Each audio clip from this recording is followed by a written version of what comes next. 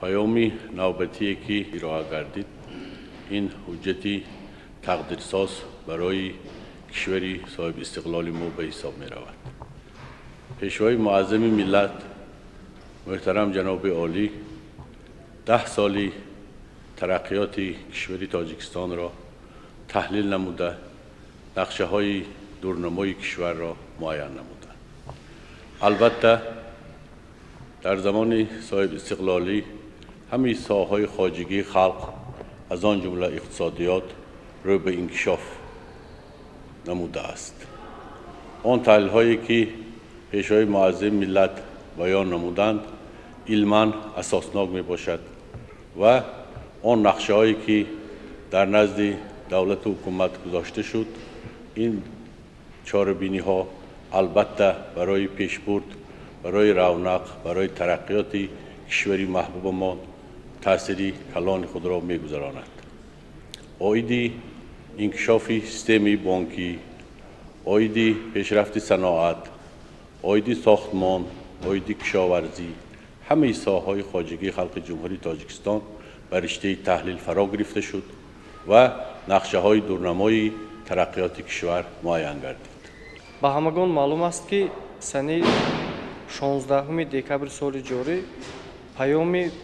президенти ҷумҳурии тоҷикистон муҳтарам эмомалӣ раҳмон ба маҷлиси олии ҷумҳурии тоҷикистон ироа гардид. дар оғози паём президенти кишвар муҳтарам эмомалӣ раҳмон натиҷаҳои назаррасе ки ҷумҳурии тоҷикистон дар соли 2025 ноил гардид қайд карда гузаштанд. аз ҷумла қайд гардид ки ҷумҳурии тоҷикистон дар соли 2025 ба як қатор дастовардҳои назаррас ноил гардид. аз ҷумла қайд кардан зарур аст ки дар ҷумҳурии тоҷикистон яке аз масъалаҳои муҳиме ки доир ба робитаи байни дигар кишварҳои ҳамсоя аз ҷумла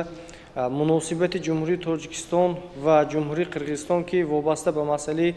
муайян намудани хатти сарҳадот мавҷуд буд маҳз дар охирҳои соли 2025 муайян карда шуд ва ин чиз имкон медиҳад ки муносибати ҷумҳурии тоҷикистонро бо ҷумҳурии қирғизистон ба сифати яке аз шарикони дӯст, ба сифати яке аз ҳамсои кишварҳое ки дар гузашта ба яке аз масъалаҳои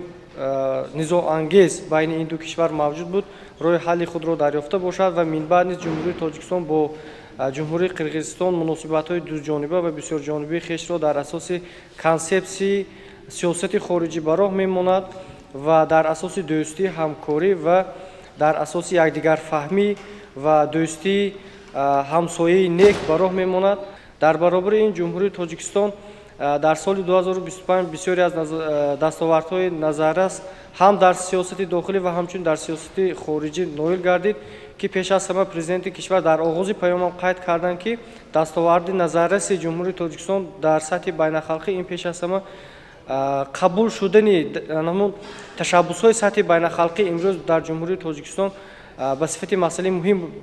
ҳисобида мешавад. зеро маҳз дар ҳамин моҳи декабр ду пешниҳоди муҳими ҷумҳурии тоҷикистон дар арсаи байнахалқӣ дастгирӣ ёфт ки пеш аз ҳама соли 2027 эълон шудани соли байналмилалии маърифати ҳуқуқӣ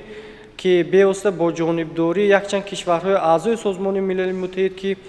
махсусан пешниҳоди мазкур аз ҷониби ҷумҳурии тоҷикистон пешниҳод карда шуда буд ин бисёр ҳам яке аз дастовардҳои назаррас дар сатҳи байнахалқӣ дониста мешавад.